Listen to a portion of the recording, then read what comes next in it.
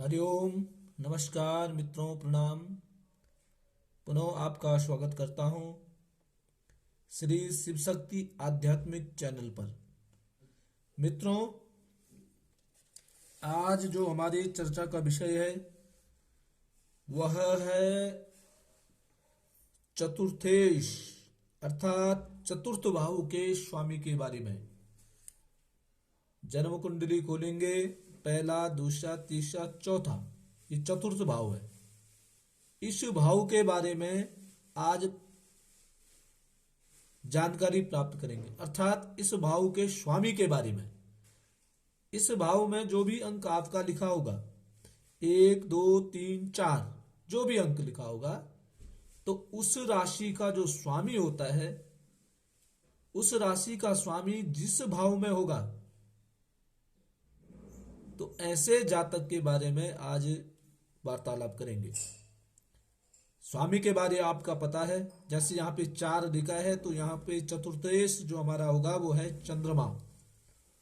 यदि यहाँ पे 10 का अंक लिखा है तो शनि, 12 का बृहस्पति, 1 यदि यहाँ पे लिखा है तो मंगल यहाँ का स्वामी होगा।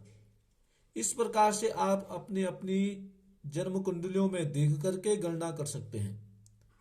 अब बात करते हैं कि यहाँ का जो स्वामी है, यदि यहाँ का चतुर्थेश जो है लग्न में बैठ रखा है, सेंटर में बैठ रखा है, तो ऐसे जातक को क्या फल देता है, तो उसके बारे में सुनिए। ऐसा जो जातक होगा वो अनेक विद्याओं को जानने वाला होगा। अपने पिता का जो धन होगा उसका उपयोग नहीं करता है, परंतु स्वयं की मेहनत से कमा करके पैसे का उपयोग करता है। और साथ साथ में पिता और पुत्र का स्नेह बहुत सुंदर रहता है।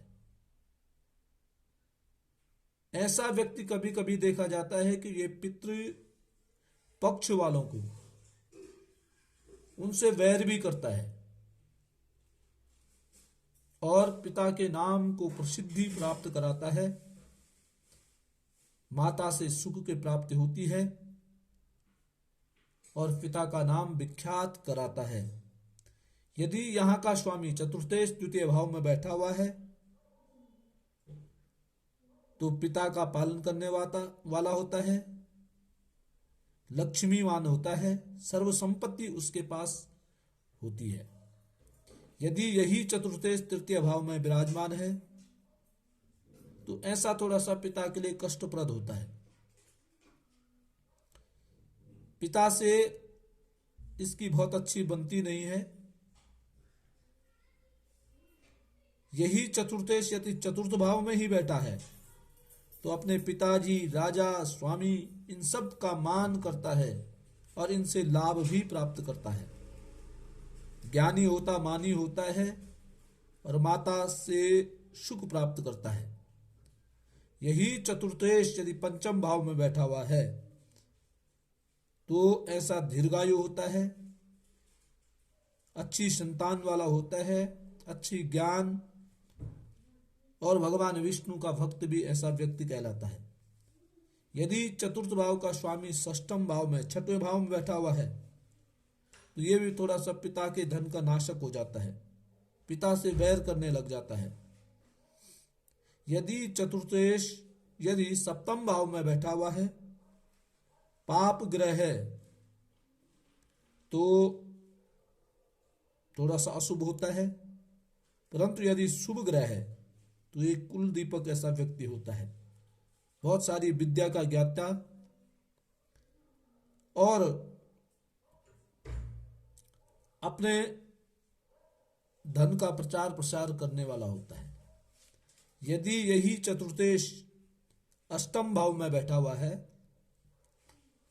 तो क्रूर होता है, रोगी होता है, दरिद्री होता है, बुरे कर्म करने वाला ऐसा व्यक्ति होता है।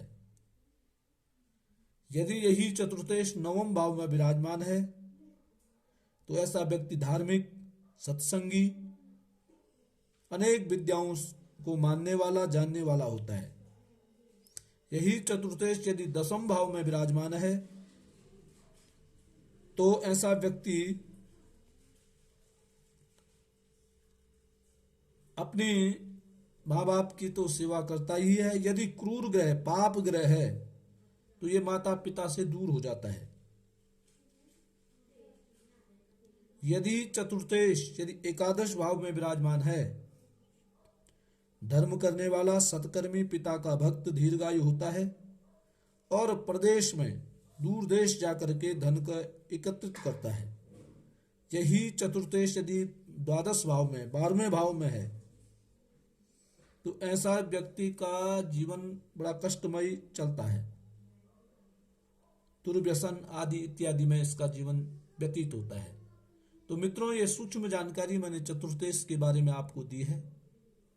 पुनः आपसे निवेदन है, चैनल को सब्सक्राइब करें, पोस्ट को अधिक से अधिक देखें, दिखाएं और शेयर करें। आज के लिए बस इतना ही। कल पुनः नए विषय के साथ पुनः प्रस्तुत आपके सामने होऊंगा। तब तक के लिए नमस्कार, प्रणाम, जय श्री राम।